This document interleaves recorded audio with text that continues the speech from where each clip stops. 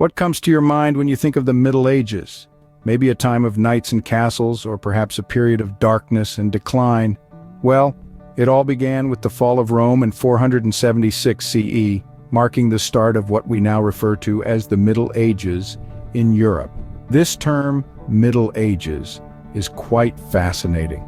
It was coined not during the period itself, but later during the Renaissance to describe what was perceived as a cultural decline after the grandeur of the Roman Empire. The world seemed to have taken a step back, lost in the shadow of the mighty Rome that once was. The Middle Ages were viewed as a bleak interlude to the bright awakening of the Renaissance. But hold that thought. Our understanding of this era has evolved. Yes, Rome fell, and yes, the world changed. But was it really a period of decline, or was it perhaps a different kind of progress? But modern scholars recognize that the Middle Ages were a complex and vibrant time. After the fall of Rome, a new power rose in Europe, the Catholic Church. As the Roman Empire crumbled, the Church remained, growing in influence and authority. It became the spiritual and temporal epicenter, with its bishops and archbishops wielding immense power. Kings and leaders across Europe sought alliances with the Church, their authority and legitimacy often stemming from this holy bond. This symbiotic relationship led to the intertwining of the Church and state, creating a theocratic dimension to governance. One of the Church's most impactful policies was tithing. This practice required ordinary people to give 10% of their earnings to the Church. This may sound like a small amount, but when applied to the vast population of Europe, it led to an incredible accumulation of wealth. The Church, in turn, used this wealth to further its influence, build grand cathedrals, and fund various endeavors. But it wasn't all about the money. The Church also provided spiritual guidance, education, and a sense of community. It was the heart of social life, a place where people gathered for worship, celebrations, and solace in times of hardship. The rise of the Church also brought about a shift in cultural norms. Christianity's tenets became the moral compass guiding the actions of kings and peasants alike. The Church's interpretations of biblical texts shaped societal norms and expectations, influencing everything from laws to daily interactions.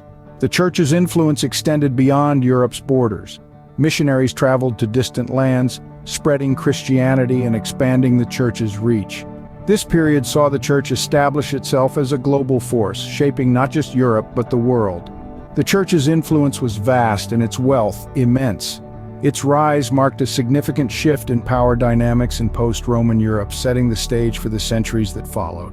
Parallel to the rise of the Church, the Islamic world was expanding and flourishing.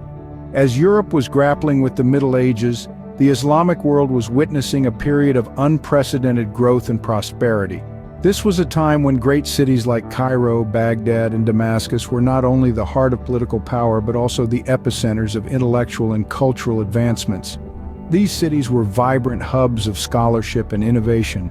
Scholars, artists, and inventors found fertile ground for their work, contributing to a golden age of Islamic learning. They translated and interpreted texts from Greek, Iranian, and Indian sources, preserving and enhancing knowledge that would otherwise have been lost. But their contributions were not limited to preserving the works of others. The Islamic world was a cradle of innovation, giving birth to groundbreaking inventions that would shape the course of history.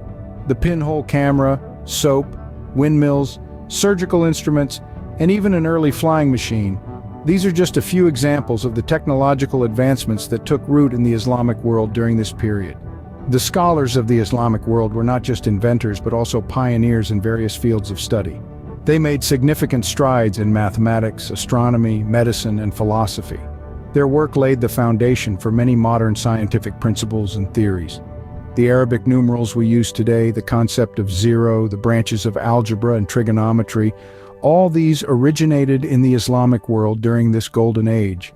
This was a time when the Islamic world was a beacon of knowledge and innovation, a society that prized intellectual curiosity and scholarly pursuit, a society that believed in the power of knowledge to transform the world. This belief, coupled with the spirit of innovation and a commitment to learning, made the Islamic world a vibrant and dynamic force during the Middle Ages. The Islamic world was a beacon of knowledge and innovation. Its contributions to the world during this period are a testament to the power of intellectual curiosity, and the human spirit's capacity for creativity and invention. This was a time when the Islamic world, in many ways, illuminated the path for the rest of the world, sharing its light of knowledge and innovation. In the late 11th century, a series of military expeditions known as the Crusades were launched. These were not ordinary military campaigns. The Crusades were a complex entanglement of religious zealousness, political ambition, and an insatiable thirst for power and wealth.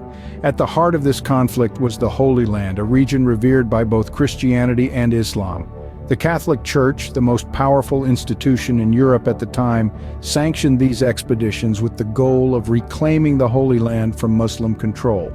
But the motives of the Crusaders themselves varied widely. Some were driven by religious fervor, others sought wealth and glory, while many were simply seeking a pardon for their sins. The Crusades were brutal and bloody, and they left a trail of devastation in their wake. Cities were sacked, populations were massacred, and cultures were uprooted. Yet ironically, these violent conflicts also served as a conduit for intellectual and cultural exchange between the Islamic world and Europe. The Crusaders, hailing from a Europe still finding its feet after the fall of Rome, were exposed to a world of knowledge and sophistication in the Islamic lands. They encountered advancements in medicine, mathematics, astronomy, and architecture, much of which was built upon the foundations of ancient Greek, Indian, and Persian knowledge. They discovered a treasure trove of literature and philosophy and were introduced to technologies that were far ahead of their time. This exposure had a profound impact on the European worldview. It sparked a renewed interest in learning and discovery, planting the seeds for the intellectual revival that would later bloom into the Renaissance. The Crusaders also brought back with them exotic goods, spices, and ideas that forever altered the European palate and imagination. The influence of these exchanges can still be seen today in our science, our literature, our architecture, and even our food. The Crusades were a bloody chapter, but they also opened doors to intellectual exchange. They were a testament to the paradox of human nature, where the same impulses that can lead to destruction can also pave the way for enlightenment and progress. Devotion to the church led to the construction of grand cathedrals and ecclesiastical structures. This statement rings true as we delve into the architectural marvels of the Middle Ages. Let's begin with Romanesque cathedrals, which graced European landscapes between the 10th and 13th centuries. These structures were the epitome of robust, substantial architecture, borrowing elements from Roman design. Imagine, if you will, rounded arches, thick walls, and large towers, all combined to create a fortress-like appearance that was as much about protection as it was about worship. These Romanesque cathedrals were not just places of prayer, but also centers of community and learning. Their expansive interiors, often decorated with intricate mosaics and frescoes, were a testament to the skills of the artisans of the time. And let's not forget about the exterior. Carved reliefs narrated biblical stories, acting as a visual sermon for those who could not read. Now, fast forward to around the year 1200. An architectural revolution was underway. Gothic architecture was making its debut, and it was nothing short of breathtaking.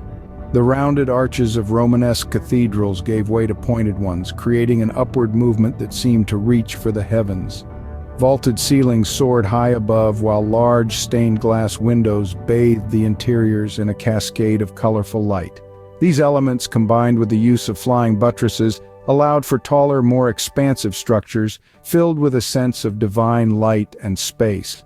The Gothic cathedrals were not just buildings, they were a manifestation of faith, a testament to the power of the collective human spirit and its ceaseless striving towards the divine. Each stone, each pane of glass, each carved figure was a part of a larger narrative, one that spoke of humanity's place in the cosmos and the eternal quest for understanding and communion with the divine. These majestic structures are a testament to the Church's power and the era's artistic prowess. As we step away from the towering spires and stained glass, we are reminded of the enduring legacy of these grand cathedrals. They stand as silent witnesses to a time of profound faith, artistic innovation, and architectural mastery.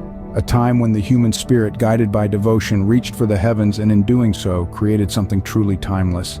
Art in the Middle Ages was largely religious, taking various forms. This was an era when faith was the canvas and devotion, the brush that painted the lives of people in myriad hues. A significant form of medieval religious art was the fresco. These were paintings done rapidly in watercolor on wet plaster on a wall or ceiling, so that the colors penetrate the plaster and become fixed as it dries. These frescoes, often found in churches and cathedrals, depicted biblical stories and saints, bringing faith to life in vibrant colors and dramatic scenes. Next we have mosaics. Mosaics were designs formed with small pieces of stone, glass, or other materials called tesserae. They were commonly used to decorate the walls and ceilings of churches, making divine narratives come alive in a shimmer of color and light.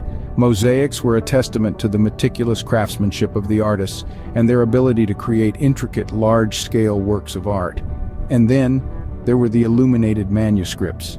These were handwritten books that were decorated with gold or silver, brilliant colors or elaborate designs, and miniature illustrations. These manuscripts were often religious texts like the Bible or Psalms, and their illumination served to highlight the sacred nature of the text, making it a work of art as well as a religious document. The creation of these art forms was not the work of solitary artists, but rather a collective endeavor. Craftsmen in monasteries and universities painstakingly created these works of art. It's also important to acknowledge the significant role played by women in convents. They were instrumental in writing, translating, and illuminating manuscripts, contributing to the richness of medieval art. Art in the Middle Ages was not merely about aesthetic appeal. It was a powerful medium of storytelling, a means of education, and a reflection of the deep-rooted faith of the people. Through the frescoes, mosaics, and illuminated manuscripts, artists brought to life the biblical narratives and religious teachings, making them accessible and relatable to the common people. Through their art, these artists immortalized the faith and culture of their time. The art of the Middle Ages continues to captivate us, offering a window into an era where faith and art were deeply intertwined. While chivalry and courtly love were celebrated, a dark shadow loomed over Europe. This was the time when the ideals of chivalry and courtly love were in full bloom. As troubadours traveled from town to town, singing songs of knights' valorous deeds and their undying love for their ladies.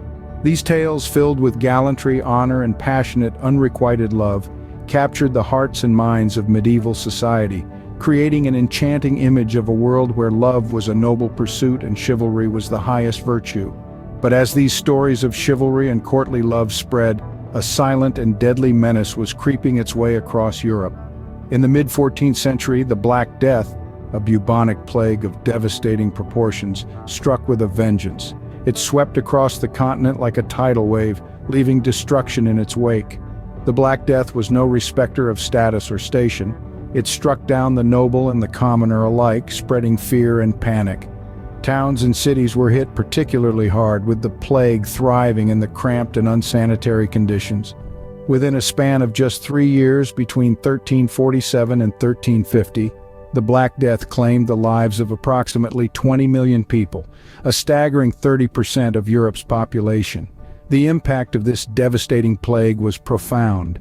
It shook the foundations of medieval society, affecting every aspect of life, from the economy to the church, from art to philosophy. The Black Death was a stark reminder of the fragility of human life and the futility of earthly pursuits. It brought about a shift in people's perceptions and priorities, leading to profound changes in the social and cultural fabric of Europe. The Black Death was a turning point, signaling the end of the Middle Ages. This cataclysmic event marked a significant shift away from the ideals of chivalry and courtly love, paving the way for the dawn of a new era, the Renaissance, which would see a revival of learning, a renewed interest in the classical knowledge of the Greeks and Romans, and a profound transformation in the way people viewed the world and their place in it. As the Middle Ages drew to a close, a new era was on the horizon. This was a time of profound transformation, a shift from the medieval period to the Renaissance. A rebirth was about to take place as Europe began to shake off the darkness of the past and step into a period of enlightenment and discovery. The transition from the Middle Ages to the Renaissance was not a swift or sudden change. Instead, it was a gradual evolution that unfolded over centuries. As the Church's power began to wane, the secular world started to gain prominence. The feudal system that had structured society for so long began to crumble, making way for the rise of new social classes. The burgeoning merchant class, enriched by trade, began to exert influence. Their wealth funded the arts and sciences, leading to a flourishing of culture and knowledge.